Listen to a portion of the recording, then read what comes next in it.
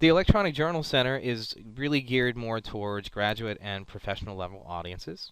To some extent, it may speak above some readers' heads, certainly speaks above my head sometimes. But it is a place to get really current, really relevant information on with the most up-to-date statistics and perspectives on ongoing debates across the sciences, humanities, language, whatever it is you're searching for. Here in Electronic Journal Center, I'm just going to do the same search I've been doing: video games, gun violence. You can search in specific fields like you could in some of the others. I'm not going to bother with that. I'm just doing a basic search. I will show you that that gives you additional search options. You can open up more search boxes. You can limit your options in a number of ways by searching in specific categories or changing the years or sorting by relevance or date and how many results you actually get per page. I, again, am just going to do the basic search, and from that I get 104,953 results. That's really, really broad. Much more information than I found anywhere else. So I'm going to have to change this. I'm going to want to put this into the article title. That gets me down to 29,184. Still way too much. I immediately see some stuff that pops open I want to take a look at, but I'm going to try and limit this a little bit more. I'm going to change the year, and I'm going to make it from 2006 to 2011.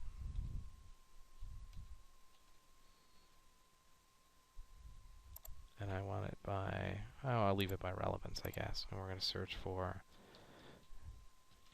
video games and gun violence.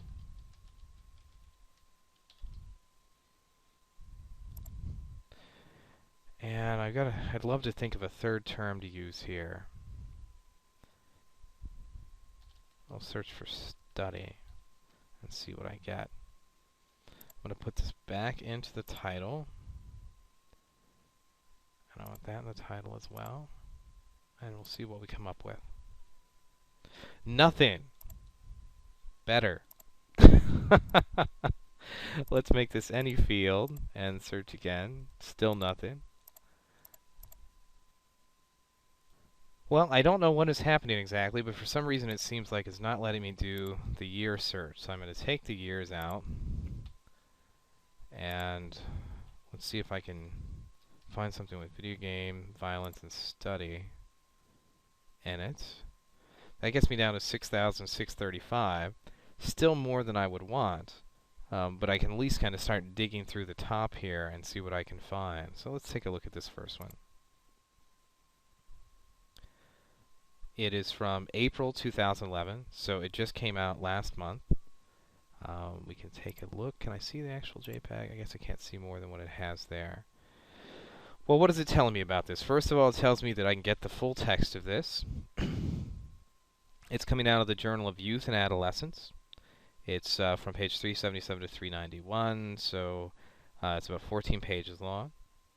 It's written by Christopher Ferguson of Texas A&M International University from the Department of Behavioral Applied Sciences and Criminal Justice in Laredo, Texas. And it tells me that the potential influence of violent video games on youth violence remains an issue of concern for psychologists, policymakers, and the general public. Although several prospective studies of video game violence effects have been conducted, none have employed well-validated measures of youth violence nor considered video game violence effects in context with other influences on youth violence such as family environment, peer delinquency, and depressive symptoms. We just hit the jackpot. This is the exact kind of real research that we want. I would hope that you can appreciate the difference between the quality that we're seeing here. Like, this is a very detailed, very specific study of why video games are going to affect children, and it's taken in other factors as well, not just video games, because they don't work in isolation. You know, it's not just video games, it's video games and movies, it's video games and music, it's video games, movies, music, and your parents and the people you hang out with and the neighborhoods you live in. And so this is trying to determine what role within that mix video game plays. I'm going to take a look at the PDF here. Again, we get the abstract at the beginning. This is telling us what the report is about. It's giving us more keywords. If you're doing searches and you're still looking for stuff, those are some words you might want to try. I haven't used any of those except violence so far in my search, so that could help me expand my search for more information. The other thing is you're going to have, well, graphs and charts and